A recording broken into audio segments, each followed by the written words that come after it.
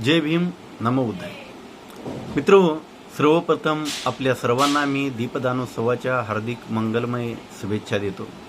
या दीपदानोत्सवाच्या निमित्ताने आपल्या आयुष्यामध्ये तेजाचा, ज्ञानाचा, धम्माचा दीपक प्रज्वलित हो आणि तो असाच प्रज्वलित राहो अशी मी अपेक्षा व्यक्त करतो. मित्रहो, आपल्या देशामध्ये आपण जर बघितलं तर सण उत्सवाची एक खूप मोठी प्राचीन परंपरा राहिलेली आहे. आजही ते सण उत्सव मोठ्या प्रमाणामध्ये साजरे केले जातात. त्यामध्ये काही नवीन सणांची भर जरी पडलेली असली तरी काही सण मात्र हे अत्यंत त्याला प्राचीन परंपरा राहिलेली आहे. आणि हे सण आहेत हे आपण फुले शाहू आंबेडकरवादी म्हणून याच्याकडे वेगळ्या दृष्टिकोनातून बघतो.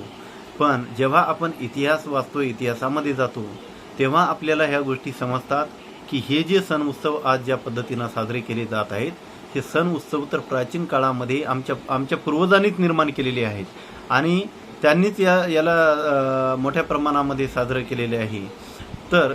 पण आज ज्या काही पद्धतीनं हे साजरे होतात ती पद्धत जर बघितली तर त्याचं ब्राह्मणीकरण झाल्याचं हे स्पष्ट लक्षात येतं. आणि मग आमच्यामध्ये हे काही मतभेद होतात की आता बौद्धांनी दिवाळी साजरी करायची नाही किंवा बौद्धांनी जो काही धम्मचक्र प्रवर्तन दिन आहे त्याचा कार्यक्रम हा 14 ऑक्टोबरला केला पाहिजे, नाहीतर विजयादशमी या दिवशी नाही केला पाहिजे.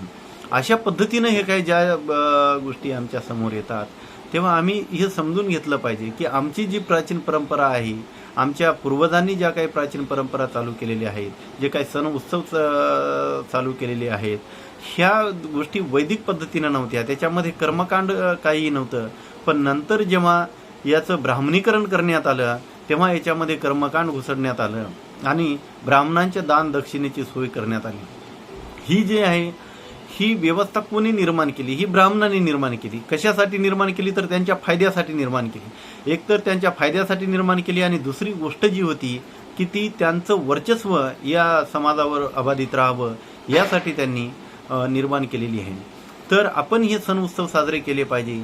पण हे करत असताना कशा पद्धतीनं साजरे केले पाहिजे की जे आमचे प्राचीन जी काही परंपरा होती, प्राचीन ज्या काही पूर्वजांनी आमच्या हे सुरू केले होते, जे जसं हे ब्राह्मणीकरण जे केलेलं आहे ते ब्राह्मणी जो मलबा आहे तो आम्ही बाजूला सारला पाहिजे. त्याचं ब्राह्मणीकरणाचं जे पटल आहे ते बाजूला सारलं पाहिजे आणि ब्राह्मणीकरणाचं हे पटल बाजूला सारून आम्ही हे सण उत्सव आमच्या पद्धतीनं, बौद्ध पद्धतीनं हे साजरे केले पाहिजे.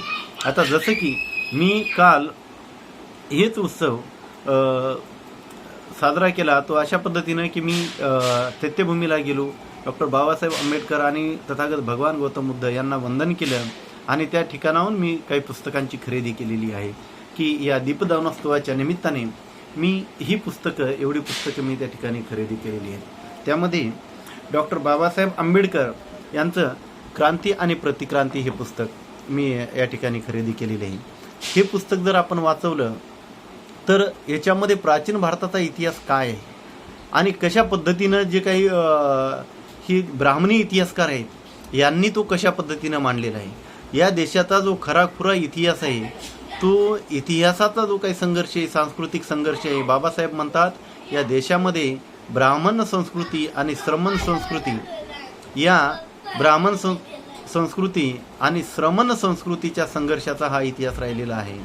तर हा जो संघर्ष आहे हा संघर्ष मुळात ब्राह्मणांनी मुद्दाम तो लपवलेला आहे, तो दाखवलेला नाही आणि तो दाखवण्याचं काम बाबासाहेबांनी या पुस्तकाच्या माध्यमातून केलेलं आहे.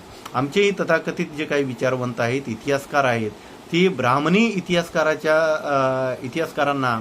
इतिहासकारांची त्यांना भुरळ पडलेली असल्यामुळे तो सुद्धा हा वास्तव संघर्ष दाखवण्याचं काम करत नाहीत. ही बाबासाहेबांनी याच्यामध्ये आपल्याला दाखवलेलं आहे. तर प्रत्येक चळवळीतल्या व्यक्तीने, कार्यकर्त्याने आणि नेत्याने हे पुस्तक वाचवणं एक खूप आवर्जून वाचायला पाहिजे असं हे पुस्तक आहे. दुसरं या ठिकाणी मी गुलामगिरी महात्मा ज्योतिराव फुले यांचं गुलामगिरी हे पुस्तक आणलेलं आहे. गुलामगिरी हे पुस्तक म्हणजे भारतातील जे काही बहुजन समाज आहे, शूद्र समाज आहे, शूद्रातिशूद्र आहेत, या शूद्रातिशूद्राच्या गुलामीतून मुक्तीचा हा जाहीरनामा आहे. हे पुस्तक ही प्रत्येकानं आपल्या संग्रही ठेवण्यासारखं आणि वाचनीय आहे, अनेक वेळा वाचायला पाहिजे असं हे पुस्तक आहे. तर ही गुलामगिरी हे पुस्तक मी आणलेलं आहे. दुसरं मित्र, हा जो शेतकऱ्यांचा आसूड आहे, पहिल्यांदा महात्मा ज्योतिराव फुले यांनी आपल्या जी काही देशामध्ये शेतकऱ्यांचे जे प्रश्न आहेत हे पहिल्यांदा जर मांडणारा कोण असेल आणि जे समर्पक प्रश्न होते, वास्तव प्रश्न होते आणि खरे ते प्रत्येक शेतकऱ्याला भिडणारे होते, आजच्यासारखा त्यांना राजकारणाचा मुलामा चढलेला नव्हता, तर वास्तविक प्रश्न होते, शेतकऱ्याचं जीवन ते जगणं त्याचं अनुभवलेले महात्मा फुले यांनी ही याच्यामध्ये की शेतकऱ्यांची ही अवस्था का आहे, कशामुळे आहे, केवळ त्याला हे काय जे आज जे काही नैसर्गिक आपत्ती आहे याच्यामुळंच आहे की ब्राह्मणी जे काही वर्चस्व आहे, या ब्राह्मणी वर्चस्वामुळे शेतकऱ्याचं जे काही पिळवणूक होती, जे काही शोषण होतं ते सुद्धा याच्यामध्ये या शेतकऱ्याचा आसूडमध्ये त्यांनी ही कैफियत शेतकऱ्यांची मांडलेली आहे. ही कैफियत नसून शेतकऱ्यांनी सत्ताधाऱ्यांच्या पाठीवर ओढलेले हे आसूड आहेत, जे आज कुणीही आपल्याला ओढताना दिसत नाही. हा शेतकऱ्याचा आसूड प्रत्येक शेतकऱ्यानं वाचावा, आपल्या संग्रही ठेवावा, असा हा शेतकऱ्याचा आसूड हा ग्रंथ आहे. मित्रांनो, आपण जर बघतो डॉक्टर बाबासाहेब आंबेडकर यांनी आपल्या आयुष्यामध्ये आपले 3 गुरु मानलेले आहेत. एक तथागत भगवान गौतम बुद्ध, संत कबीर आणि महात्मा ज्योतिराव फुले. या तिन्ही महापुरुषांनी आपापल्या आयुष्यामध्ये ज्या पद्धतीनं व्यवस्थेच्या विरोधात संघर्ष केलेला आहे, तो संघर्ष बाबासाहेबांना बघा, बाबासाहेब एवढे शिकलेले होते, ME, PhD, DSc, D.Litt, LLD, D.Litt, bar at law, एवढ्या सगळ्या पदव्या घेतलेल्या आहे, परदेशी शिक्षण घेतलेलं आहे, सगळ्या गोष्टी त्यांच्याकडे आहेत, बुद्धिमान आहेत, विद्वान आहेत, पण त्यांच्यामध्ये एक सामाजिक इमानदारी होती. आणि सामाजिक इमानदारी जी असती आणि जेवढी विद्या माणसाकडे असेल, बाबासाहेबांकडे एवढं मोठं अफाट ज्ञान होतं, विद्या होती, कुशाग्र बुद्धिमत्ता होती आणि याच्या जोडीला त्यांच्याकडे शील होतं आणि प्रज्ञा होती. आणि या प्रज्ञेच्या बळावर त्यांनी बघितलं की ज्या याच्यामध्ये व्यवस्था परिवर्तनाच्या ज्या काळामध्ये संघर्ष झालेला आहे, व्यवस्था परिवर्तनाची लढाई लढण्यात आलेली आहे आणि त्यामध्ये हे जी लोक आहेत ही मैलाचा दगड ठरलेले आहेत, हे महापुरुष. आणि त्यामुळे बाबासाहेबांनी यांना गुरु मानलेलं आहे. ही सामाजिक इमानदारी असते. विद्वान असणं ही वेगळी गोष्ट आहे, पण विद्वान असून सुद्धा आपण दुसऱ्यालाही आपला गुरु मानणं की यांच्यापासून पण मला काही शिकता आलं, ह्या गोष्टी मान्य करणं, हा व्यक्ती खूप मोठा विद्वान असतो. आणि हे संत कबीर आहेत आणि त्यामुळेच मी संत कबीरांच्या वरती हे जे पुस्तक आहे हे मी खरेदी केलेलं आहे की आपण ही बाबासाहेबांचे जे गुरु आहेत त्या गुरूंना आपण पूर्णपणे जाणून घेतलं पाहिजे, त्यांनासुद्धा वाचलं पाहिजे. कारण बाबासाहेबांनी यांना वाचलं, यांना समजून घेतलं, म्हणून ते आज एवढा मोठा संघर्ष करून आपल्यासाठी हक्क अधिकार मिळवू शकले. आणि म्हणून मी सुद्धा हे पुस्तक विकत घेतलेलं आहे. या ठिकाणी आणखी एक पुस्तक मी आणले, डॉक्टर आह साळुंखे सरांचं पुस्तक. आह साळुंखे सर यांनी खरंच बहुजन समाजाला एक विचार करण्याची वेगळी हे दिलेली आहे, एक दृष्टिकोन दिलेला आहे. आणि यांनी कित्येक तरी पुस्तकं लिहून बहुजन समाजाचं मन मस्तिष्क तयार करण्याचं काम केलेलं आहे. आणि यांच्या विचारातून बऱ्याचशा बहुजनवादी चळवळींना जे वैचारिक खाद्य आहे ते डॉक्टर आह साळुंखे सरांच्या पुस्तकातून आपल्याला मिळतंय. तर त्यांची पुस्तकंसुद्धा आपण आवर्जून वाचली पाहिजे. त्याच्यामध्ये या पुस्तकाचं नाव आहे, याच्यामध्ये आपल्याला सगळं उलटं दिसत आहे, त्यामुळे याचं मी नाव पण सांगतो तुम्हाला. या पुस्तकाचं नाव आहे की आता आमच्या धडावर आमचेच डोके असेल. कारण बहुजन समाजामध्ये ज्या पद्धतीनं सणांचं उत्सवांचं ब्राह्मणीकरण झालेलं आहे आणि त्यामुळं जो ब्राह्मणीकरणाचा पगडा आहे तो आमच्या बहुजन समाजावर मोठ्या प्रमाणात पडलेला आहे. आणि या ब्राह्मणीकरणामुळं आमच्या धडावर आमचं डोकं असूनसुद्धा आम्ही विचार मात्र ब्राह्मणांच्या डोक्याने करतो आहोत. म्हणजे आमच्या धडावर धड आमचं आहे, पण डोकं जे आहे ते ब्राह्मणांचं आहे. आणि त्यामुळे यांनी हे पुस्तक लिहिलेलं आहे की आता यापुढे हे चालणार नाही, आता यापुढे आमच्या धडावर आमचंच डोकं असणार आहे आणि आम्ही आमच्याच डोक्यानं विचार करू. हे पुस्तक खूप आवर्जून आपण वाचण्यासारखं आहे. चळवळीतल्या प्रत्येक कार्यकर्त्यांना वाचावं असं हे पुस्तक आहे. मित्रांनो, दक्षिण भारतामध्ये जे आपण बघितलं तर पेरियार E.V. रामास्वामी यांचं जे बहुजन उद्धाराचं कार्य आहे हे खूप मोठं आहे. आपण यांच्या जर कार्याचा आढावा घेतला किंवा बघितलं तर दक्षिण भारतामध्ये यांच्या विचारातून खूप मोठी चळवळ द्रविड लोकांनी त्या ठिकाणी चालू केलेली आहे. आणि ब्राह्मणी संस्कृतीच्या विरोधामध्ये खूप मोठं आंदोलन यांनी छेडलेलं आहे.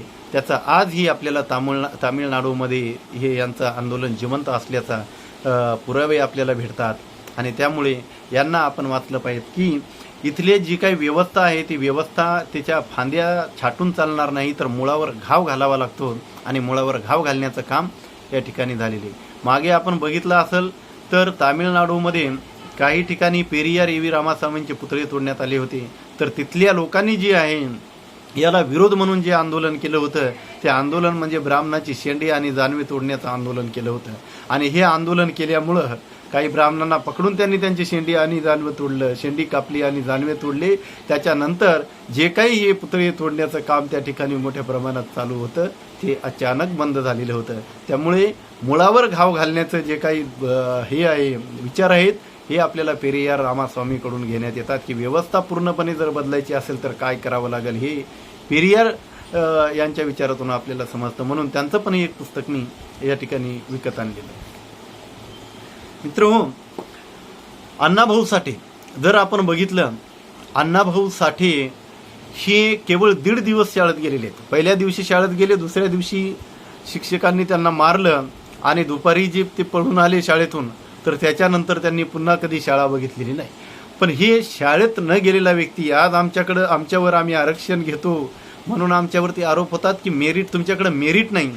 तर मेरिट काय असतं हे अण्णाभाऊ साठेंची पुस्तकं वाचल्यावर, त्यांची साहित्य संपदा बघितल्यावर आपल्या लक्षात येतं की अडाणी माणूस, 1.5 दिवसाची शाळा म्हणजे अडाणी माणूस, हा अडाणी असलेला माणूस एवढी मोठी साहित्य संपदा लिहू शकतो कशी, हे आपल्याला एक प्रश्न पडलेला आहे. एक चमत्कारिक मेरिट आमच्याकडं आहे. आणि हे जेव्हा जेव्हा आम्हाला वेळ मिळते, जेव्हा जेव्हा संधी मिळते त्या वेळेस त्याची चुणूक, त्या मेरिटची चुणूक आम्ही दाखवल्या वाचून राहत नाही. तर त्यासाठी अण्णाभाऊ साठेंचं हे साहित्य आहे, हे साहित्य ग्रामीण भागाशी जुळणारं साहित्य आहे, ग्रामीण भागाशी नाळ असलेलं साहित्य आहे. आणि ग्रामीण भागातले जे काही शोषित वंचित घटकाचे नायक या पुस्तकामधून आपल्याला कुठेच दिसत नाही. जो ब्राह्मणी साहित्यकार आहेत, ब्राह्मणी साहित्यकाराच्या याच्यामध्ये प्रेम वगैरे फालतू विषयांवर यांचं साहित्य असतं. पण अण्णाभाऊंचं जे साहित्य आहे ते इथल्या, त्यांनी पहिल्यांदाच इथला जो काही शोषित आहे, वंचित आहे, पीडित आहे, अत्याचारित आहे या समाजातल्या लोकांना नायकत्व बहाल केलेलं आहे. आणि हे नायकत्व आपण याच्यातून आपल्याला प्रेरणा मिळते, लढण्याची प्रेरणा मिळते, संघर्षाची प्रेरणा मिळते. त्यामुळे अण्णाभाऊ साठेंचं आपण साहित्य आवर्जून वाचलं पाहिजे आणि संग्रहीसुद्धा ठेवलं पाहिजे. त्यासाठी मी अण्णाभाऊंचे जे मिळतील 2-3 पुस्तकं मी आणलेली आहेत. एक वारणीचा वाघ आणलेला आहे, एक फकीरा आणलेला आहे. फकीरा ही कादंबरी अण्णाभाऊंनी डॉक्टर बाबासाहेब आंबेडकरांच्या झुंजार लेखणीला अर्पण केलेली आहे आणि फकीरा पण मी आणलेली. या ठिकाणी कृष्णाकाठच्या कथा हे सुद्धा मी या ठिकाणी एक पुस्तक आणलेलं आहे. तर आपणही अशा प्रकारची पुस्तकं आणून फटाके घेण्यापेक्षा हे बॉम्ब आहेत जे ब्राह्मणी व्यवस्थेच्या बुडाखाली हे बॉम्ब लावण्याचं काम होणार आहे. जर आम्ही हे वाचणार आणि याच्यातलं जर आमच्या समाजामध्ये जाऊन आम्ही प्रबोधन करणार तर हे बॉम्ब आहेत. तर फटाके फोडण्यासाठी हे असे बॉम्ब आम्ही, विचारांचे बॉम्ब आम्ही विकत घेतले पाहिजे आणि हे बॉम्ब ब्राह्मणांच्या बुडाखाली आम्ही वाजवले पाहिजेत. तर आणखी एक पुस्तक या ठिकाणी आणलं की ज्या पुस्तकामुळे, बाबासाहेबांचं हे पुस्तक आहे रिडल्स इन हिंदुइझम, या पुस्तकामुळे खूप मोठा वाद निर्माण झालेला आहे. पण बाबासाहेबांनी हे पुस्तक कुठल्याही देवतांवरती यांच्यावरती टीका करण्यासाठी लिहिलेलं हे पुस्तक नाही, तर हे पुस्तक इथल्या ओबीसी समाजाला जागृत करण्यासाठी, त्यांचं प्रबोधन करण्यासाठी की तुम्ही ह्या ज्या गोष्टी स्वीकारत आहात.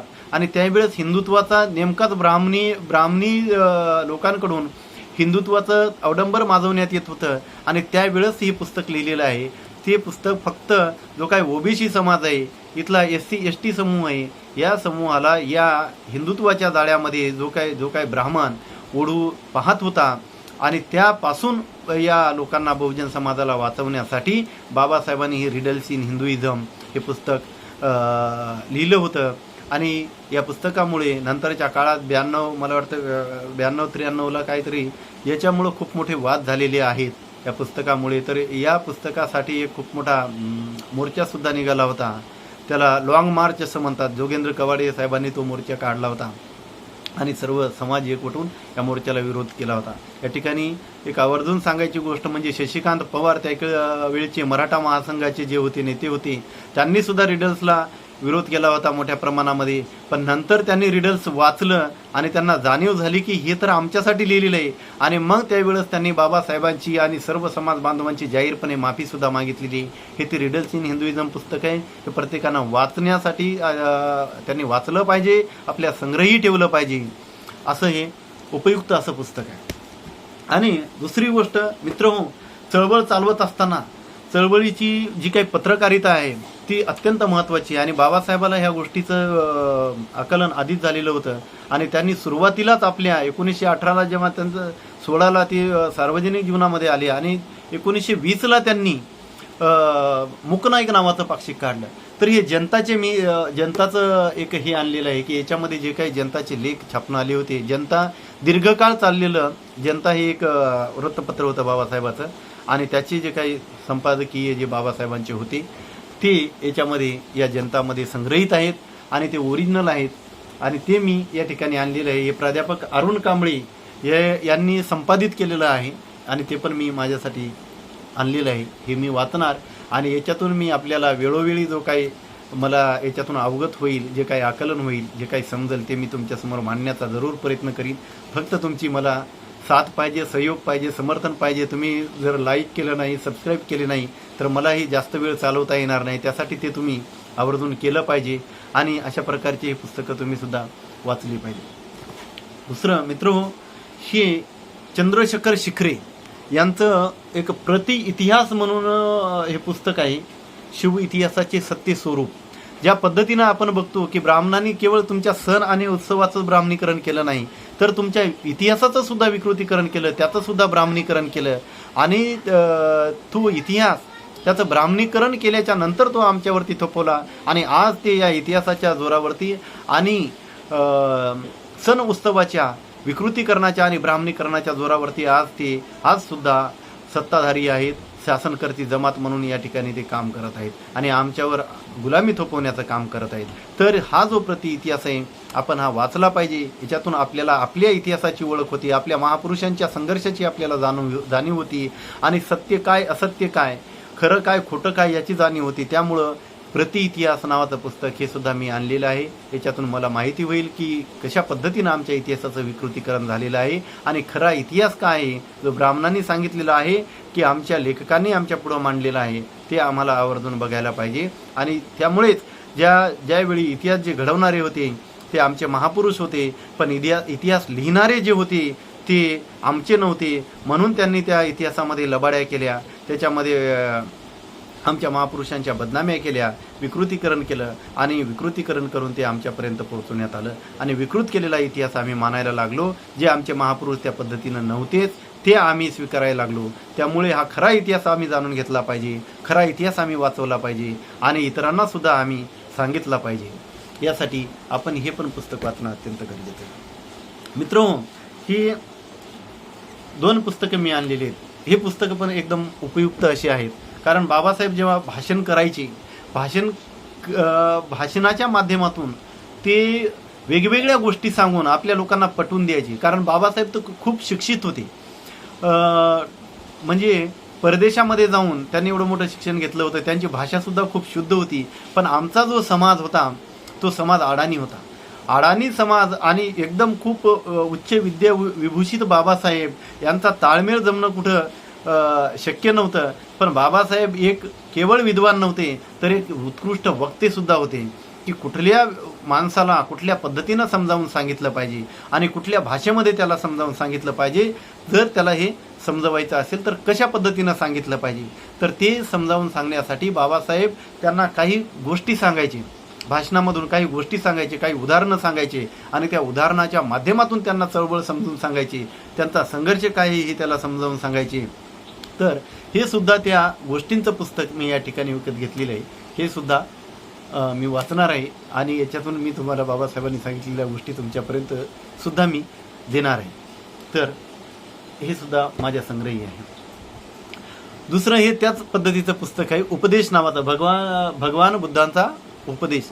यामध्ये सुद्धा भगवान बुद्धांनी जे काही धम्म समजावून सांगत असताना जे काही उदाहरणं दिलेली आहेत, ज्या काही गोष्टी सांगितलेल्या आहेत, ते उदाहरणं या पुस्तकामध्ये ते याच्यामध्ये संग्रहित केलेले आहेत. तर हे सुद्धा मी पुस्तक या ठिकाणी आणले. एवढे सगळे पुस्तकं मी आणलेली आहेत आणि अशा पद्धतीनं आपण सुद्धा पुस्तकांची खरेदी केली पाहिजे.